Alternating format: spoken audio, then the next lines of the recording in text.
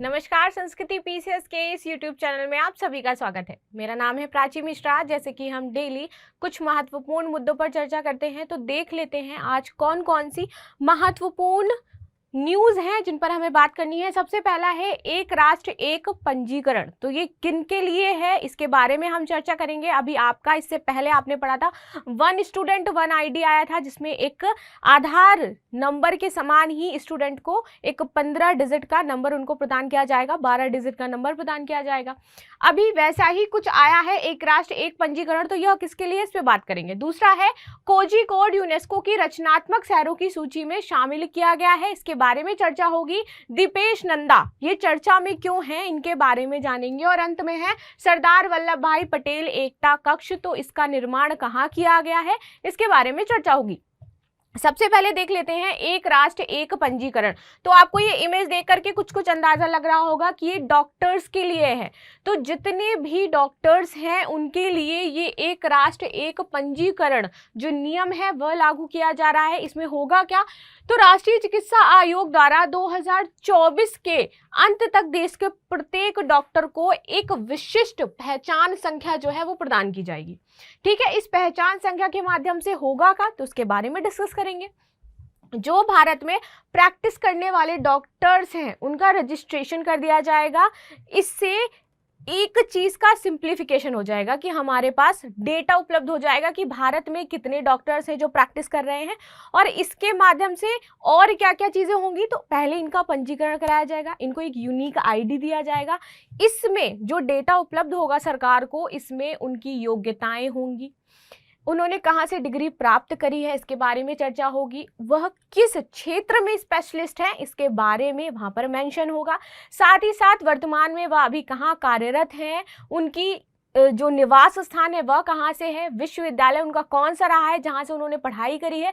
तो ये सारी चीज़ें मेंशन होंगी उस डेटा के अंदर, जिससे जो जनता है उसको सहायता मिलेगी कि वह देख सकते हैं कि ये डॉक्टर क्या है, ऑथेंटिक हैं, कोई झूला छाप डॉक्टर नहीं है। आप देखते हो कई बार फर्जीवाड़ा होता है, कई बार डिग्रीज जो होती हैं पाई जाती हैं कि किसी ने जस्ट आप प्रैक्टिशनर हैं, उन्होंने कहीं पर कंपाउंडर की तरह एज अ वर्क किया एंड देन वो डॉक्टर बन गए।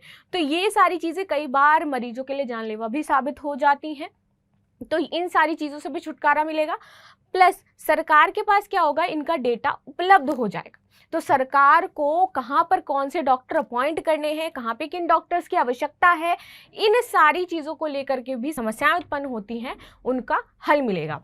ठीक है, तो ये तो थी चीज़ें इनके बारे में। तो नेशनल मेडिकल रजिस्टर के लिए एक पायलट प्रोजेक्ट, तो यह बेसिकली एक पायलट प्रोजेक्ट के तहत अगले 6 महीने के भीतर शुरू कर दिया जाएगा और 6 महीने के पश्चात इसको पूर्णतया लागू कर दिया जाएगा। ठीक है, आगे देख लेते हैं इसमें क्या क्या चीजें हैं, उद्देश्य क्या है। तो डॉक्टरों के लिए एक राष्ट्र एक पंजीकरण मंच बनाना है और पंजीकरण प्रक्रिया के भीतर दोहराव, यानी कि जो हर बार हर जगह डॉक्टर जाते हैं फिर अपना वो रजिस्ट्रेशन करवाते हैं, इन सारी चीज़ों को मेंशन करते हैं कहाँ पे क्या कार्य किया है उन्होंने, तो ये खत्म होगा और नौकरशाही बाध्यताओं को ये खत्म कर देगा। साथ ही साथ स्वास्थ्य सेवा क्षेत्र जो है वो सुव्यवस्थित हो जाएगा, क्योंकि एक डेटा सरकार के पास उपलब्ध रहेगा। जैसे आपका यूनिक आईडी कोड दिया जा रहा था स्टूडेंट को, ठीक है, वैसे ही अब क्या हो जाएगा, डॉक्टर्स का हो जाएगा। तो सरकार के पास इन सबके डेटा एक ही जगह पर उपलब्ध रहेंगे। लेकिन यहाँ पर एक अच्छी चीज क्या है कि ये जैसे ही कुछ नई स्पेशलिटी गेन करते हैं या कोई नया किसी क्षेत्र में इन्होंने कार्य किया है, तो ये अपना जो पंजीकरण है उसमें मॉडिफिकेशन कर सकते हैं कि इनके पास ये डिग्री भी है, इन्होंने इस पे कार्य किया हुआ है। ठीक है, तो इसमें मॉडिफिकेशन की सुविधा भी उपलब्ध है। इनकी पारदर्शिता इससे क्या होगी, बढ़ेगी। जैसे मैंने बताया कि डिग्री कहाँ से ली है इन्होंने, इनका स्कूल क्या रहा है, कहाँ पर इन्होंने पूर्व में कार्य कर रखा है, तो जनता को पारदर्शिता यहाँ पर दिखाई देगी इससे संबंध में। और वह क्या है, ऑथेंटिसिटी, एक विश्वास जो है जनता का उस डॉक्टर पे और अधिक बढ़ जाएगा। आगे देख लेते हैं एनएमआर की मुख्य विशेषताएं क्या है। तो एनएमएमसी की वेबसाइट जनता के लिए उपलब्ध होगी। जैसे मैंने बताया कि ये जो वेबसाइट जहां पर डेटा उपलब्ध होगा ये जनता के लिए उपलब्ध होगा, जनता इस पे देख सकती है। साथ ही साथ यह पंजीकरण डॉक्टर के बारे में व्यापक जानकारी प्रदान करेगा, जैसे कि इनका जो यूनिक आईडी कोड है, विशिष्ट पहचान संख्या, वह क्या है, पंजीकरण संख्या इनकी क्या है, नाम और कार्यस्थान क्या रहा है, इनकी योग्यताएं क्या है, किस क्षेत्र में ये स्पेशलिस्ट हैं। साथ ही साथ विशेषज्ञता जैसे मैंने बताया, संस्थान नकल और जो लाल फीताशाही इसको ये खत्म कर देगा। साथ ही साथ वर्तमान में लगभग 1.4 मिलियन डॉक्टर IMR के साथ पंजीकृत हैं। ठीक है, तो यह थी इसकी मुख्य चीजें जो इसमें बताई गई थी। बात कर लेते हैं हम केंद्रीकृत UID जनरेशन की, ये कैसे जनरेट किया जाएगा और इसमें क्या क्या चीजें शामिल होने वाली हैं। तो इसकी बात करें तो विशिष्ट पहचान संख्या NMC के ethics and medical registration board द्वारा केंद्रीय रूप से तैयार की जाएगी। तो इसको बोर्ड कौन सा तैयार कर रहा है? Ethics and medical registration board इसको तैयार कर रहा है। ठीक है, यह UID NMR के साथ पंजीकरण के प्रमाण के रूप में काम करेगा। यहाँ पर आपको क्या है, एक सर्टिफिकेशन मिल जाएगा, प्रमाण मिल जाएगा, और साथ ही साथ यह डॉक्टर को भारत में चिकित्सीय जो अभ्यास कर रहे हैं उनके लिए पात्रता प्रदान कर देगा। तो यहाँ पर आपको लाभ मिल रहा है। इससे क्या लाभ मिल रहा है कि आप पात्र हो, आप क्या कर सकते हो, प्रैक्टिस कर सकते हो, और साथ ही साथ आपको यहाँ पर प्रमाण भी दिया जा रहा है। पंजीकरण के पश्चात उन्हें कई राज्यों में प्रैक्टिस करने के लिए आवेदन करने और लाइसेंस प्राप्त करने में सुविधा हो जाएगी। जैसे ही आप आवेदन करते हो तो आप सारी अपनी ऑथेंटिक जो चीज़ें हैं वहाँ पर अपलोड कर रहे हो, चाहे वो आपका पंजीकरण संख्या हो, चाहे वो आपकी योग्यता हो, विद्यालय हो, नाम, स्थान, कार्य स्थान, पता, ये सब डाल रहे हो। तो इससे होगा क्या कि वो जिस स्टेट के हैं, जिस राज्य से हैं, जहाँ पर कार्य कर रहे हैं, जिस प्रकार की उनकी स्पेशलिटी है, उस प्रकार से उन्हें अलग राज्यों में प्रैक्टिस करने और आवेदन करने एवं लाइसेंस प्राप्त करने में भी क्या हो जाएगी, सहायता हो जाएगी। ये UID जीवन भर वैध रहेगी। एक बार आपने ये UID जनरेट कर ली तो ये लाइफ टाइम तक आपकी वैध रहने वाली है, और साथ ही साथ डॉक्टर अपनी NMR के ऑनलाइन पोर्टल के माध्यम से अपनी योग्यता को अपडेट कर सकते हैं। जैसे मैंने बताया कि यदि किसी डॉक्टर ने किसी अन्य क्षेत्र में भी कोई विशेषज्ञता हासिल कर ली है, कई और डिग्री उन्होंने प्राप्त कर ली है, तो वो क्या कर सकते हैं, इसमें अपनी योग्यता में उसको और ऐड ऑन कर सकते हैं। ठीक है, तो यह इनको इससे लाभ मिलने वाला है। तो बेसिकली इस तरह से सरकार ने इसको बनाया है, जनरेट किया है, और इससे बहुत ही ज़्यादा लाभ मिलने वाला है। सबसे ज़्यादा तो ये जो फर्जीवाड़ा है वो ख़त्म होगा, पारदर्शिता बढ़ेगी, और डॉक्टर्स को भी लाइसेंस प्राप्त करने में, प्रैक्टिस करने में आसानी हो जाएगी। और एक इम्पॉर्टेंट चीज़ इसमें वो हो जाती है कि जनता को इससे लाभ मिलेगा। जनता इसको बाकायदा पोर्टल पर जा करके सारी जानकारी उपलब्ध कर सकती है उस डॉक्टर के बारे में। ठीक है, चलिए आगे देख लेते हैं। कोझिकोड यूनेस्को की रचनात्मक शहरों की सूची में शामिल हुआ है। और कौन सा दूसरा शहर है, तो वह MP का ग्वालियर हो जाता है, जिसको यूनेस्को की रचनात्मक शहरों की सूची में शामिल किया गया है। देख लेते हैं भाई क्या है।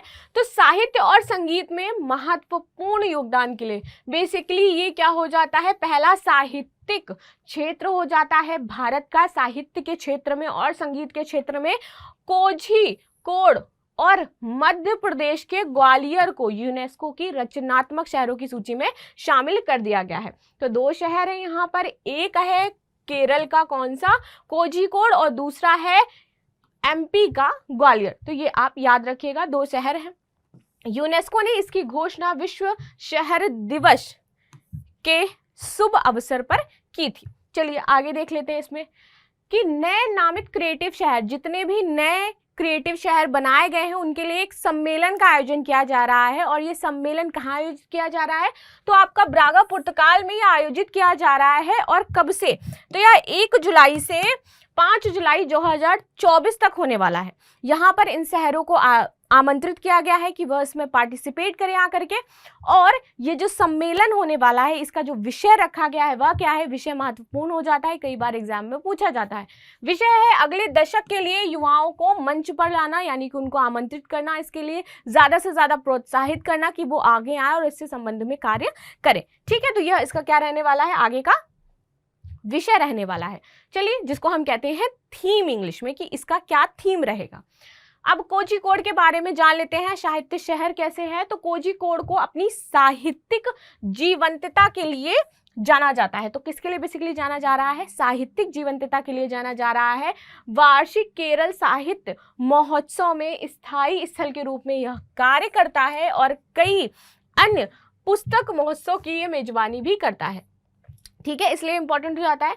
यह मान्यता साहित्य साहित्यिक उत्साही लोगों के केंद्र के रूप में इसकी स्थिति को और भी क्या करती है, मजबूत करती है। और यदि कोझिकोड के बारे में बात की जाए तो यहाँ पर 70 से अधिक आपके कवि देखने को मिलेंगे, 400 से अधिक यहाँ पर साहित्य की से रिलेटेड जो पुस्तकें हैं, कवि हैं, वो यहाँ पर निवास करते हैं, पुस्तकालय यहाँ पर स्थित हैं। साथ ही साथ यदि पहले साहित्यिक शहर की बात की जाए तो हम कोझिकोड का ही नाम लेते हैं। ठीक है, तो ये कोझिकोड से संबंधित चीज़ें हैं, बहुत ही इंपॉर्टेंट हो जाता है साहित्य की दृष्टि से हमारे लिए। आगे बात करेंगे ग्वालियर, संगीत का शहर। कैसे? तो ग्वालियर एक समृद्ध और विविध संगीत विरासत का दावा करता है। यहाँ पे बहुत सारे संगीत के घराने भी उपलब्ध हैं, जिसमें शास्त्रीय हिंदुस्तानी संगीत, लोक संगीत और भक्ति संगीत शामिल हो जाता है। यह शहर प्रतिष्ठित संगीत संस्थानों का घर भी है। जैसे मैंने बोला कि यहाँ पर बहुत सारे घराने भी उपस्थित हैं। लोकप्रिय संगीत समारोहों का आयोजन करता है, जिससे इसका सांस्कृतिक महत्व और भी अधिक बढ़ जाता है। साहित्य के लिए कोझिकोड की बात करेंगे हम, और संगीत के लिए ग्वालियर की बात करेंगे। चलिए आगे देख लेते हैं, यूनेस्को का ये क्रिएटिव सिटीज नेटवर्क क्या है और क्यों इसके लिए जो शहरों को है चुना जा रहा है, और इससे क्या लाभ होने वाला है। यूनेस्को के क्रिएटिव सिटीज नेटवर्क में विश्व शहर दिवस के अवसर पर 55 नए शहर जुड़े गए, जिसमें से भारत के कितने थे? 2 थे। कौन कौन से? एमपी का ग्वालियर और केरल का कोझिकोड। ठीक है, इन शहरों को उनकी विकास रणनीतियों में सांस्कृतिक और रचनात्मकता का उपयोग, यानी कि जिस प्रकार उन्होंने अपने आप को डेवलप किया है उसमें किस प्रकार संस्कृति और रचनात्मकता का प्रयोग करके वह आगे बढ़े हैं, उसको नोटिस किया गया है, उसके महत्व को देखा गया है। इन बेसिस पे देन उसको क्या है, इस सांस्कृतिक साहित्यिक स्थलों में जोड़ा गया है। ठीक है, कि समर्पण के लिए, उनके अभिनव दृष्टिकोण के लिए नामित किया गया था। यूनेस्को क्रिएटिव सिटीज नेटवर्क में अब 100 से अधिक देशों के कम से कम 350 शहर शामिल कर लिए गए हैं। तो टोटल 100 कंट्रीज से 350 शहर इसमें शामिल हो गए हैं। ये 7 रचनात्मक क्षेत्रों का प्रतिनिधित्व करते हैं। अब किन किन क्षेत्रों में ये प्रतिनिधित्व कर रहे हैं इनको देखते हैं। तो शिल्प और लोक कला, ठीक है, डिजाइन, फिल्म, गैस्ट्रोनॉमी, साहित्य, मीडिया कला और संगीत। नेटवर्क का प्रत्येक शहर वैश्विक रचनात्मक समुदाय में अपनी अनूठी संस्कृति व समृद्धि का योगदान देता है, यानी कि इन बेसिस पर इन शहरों को चुना जाएगा जिन्होंने इन क्षेत्रों में अच्छे कार्य किए हैं। ये 7 आप रचनात्मक क्या है, क्षेत्र हैं। ठीक है, चलिए आगे देख लेते हैं अब दीपेश नंदा के बारे में कि क्यों ये चर्चा में थे। तो हाल ही में किसने, Tata power renewable energy limited ने दीपेश नंदा को अपना नया सीईओ एंड एमडी जो है वो घोषित किया है। ठीक है, तो सीईओ और एमडी नए कौन नियुक्त किए गए हैं? दीपेश नंदा। इनका नाम याद रखिएगा क्योंकि इस प्रकार की जो नियुक्तियां होती हैं आपके आरओ एग्जाम वगैरह में पूछ ली जाती हैं कभी कभी। दीपेश नंदा की बात करें तो 1 नवंबर 2023 से प्रभावी यह कदम नवीनकरणीय ऊर्जा के क्षेत्र में एक प्रमुख शक्ति बनने की दिशा में टाटा पावर की यात्रा में एक रणनीतिक कदम है। बेसिकली उनके बारे में बताया जा रहा है। इनकी बात करें तो यह उद्योग के क्षेत्र में 28 वर्षों से कार्य कर रहे हैं। इन्होंने जीई, फ्लोसर्व, टाइको जैसी प्रतिष्ठित कंपनियों में कई वर्षों तक महत्वपूर्ण पदों पर कार्य किया है। इसके पश्चात ये टाटा पावर जो लिमिटेड है यहाँ के क्या बने हैं, अपने नए एमडी और सीईओ बने हैं। बात कर लेते हैं अब सरदार वल्लभ भाई पटेल एकता कक्ष की। ठीक है, तो ये एकता कक्ष का क्या नया कुछ निर्माण किया गया है या कोई पुराना कक्ष था उसको एकता कक्ष का नाम दे दिया गया है? तो आजकल वर्तमान में क्या ट्रेंड चल रहा है कि जो चीजें पहले से हैं उनका नया नामकरण किया जा रहा है।